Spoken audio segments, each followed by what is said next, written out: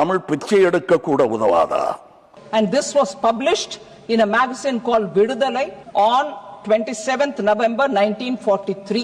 He says, Tamil padithal pichai kuda kadakad. That one line is enough, sir, but I'll read the passage. What does it mean?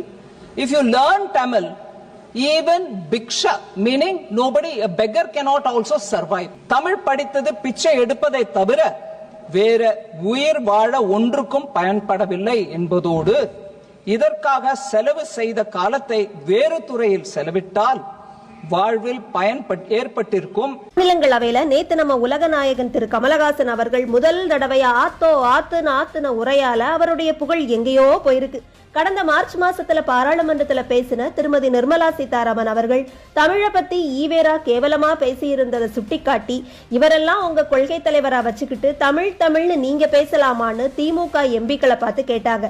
அதை அப்படியே மாத்தி அந்த கருத்தை அவங்களே சொன்ன மாதிரி திரிச்சு பேரை குறிப்பிடாம தங்கச்சி தமிழ் பிச்சை எடுக்க கூட உதவாதுன்னு நீங்க எப்படி சொல்லலாம்? நீங்க ஹிந்தி ஆங்கிலம் வச்சு பிச்சை எடுங்க, எங்க தமிழ் பிச்சை எடுக்க வராதுதான்.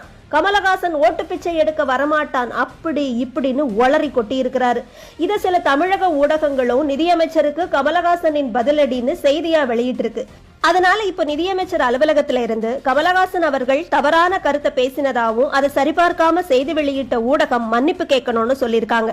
ஒரு சீட்டுக்கு அல்லாடி சொந்த கட்சியை அடமானம் வச்சு அங்க பேப்பரோட போய் உட்கார்ந்து நான் பிச்சை எடுக்க மாட்டேன் அப்படின்னு பொய் சொல்ல தெரிஞ்ச கமலுக்கு ஒரு நிதியமைச்சர் உரையை சரியா கேட்டு புரிஞ்சு பேசக்கூட முடியல. இவரெல்லாம் அறிவுஜீவின்னு ஒரு காலத்துல நம்பினவங்க இப்போ அதுக்காக அவமானப்படுறாங்களாம். அது மட்டும் இல்லங்க, தமிழ்நாட்டில் எல்லோரும் ஓட்டளிக்க விரும்புகிறோம், ஆனா இந்த தேர்தல் கமிஷனோ எங்கள் முகவரிகளையும் பெயரில் இருக்கும் எழுத்து பிழைகளையும் செக் பண்ணுது. நவீன இலக்கியமே எழுத்து பிழைகளை மன்னிக்குது, ஆனா தேர்தல் ஆணையம் மன்னிக்க மாட்டேங்குதே.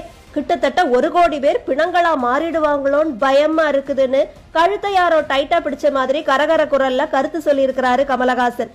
மிஸ்டர் கமல், எல்லா ஆதாரங்களும் இருந்தாலும் எங்களுடைய ஓட்டுரிமை பறிக்கப்பட்டதுன்னு ஒரே ஒருத்தரை கூட்டி வந்து நீங்க எக்ஸாம்பிளா காட்டி இருக்கலாமே.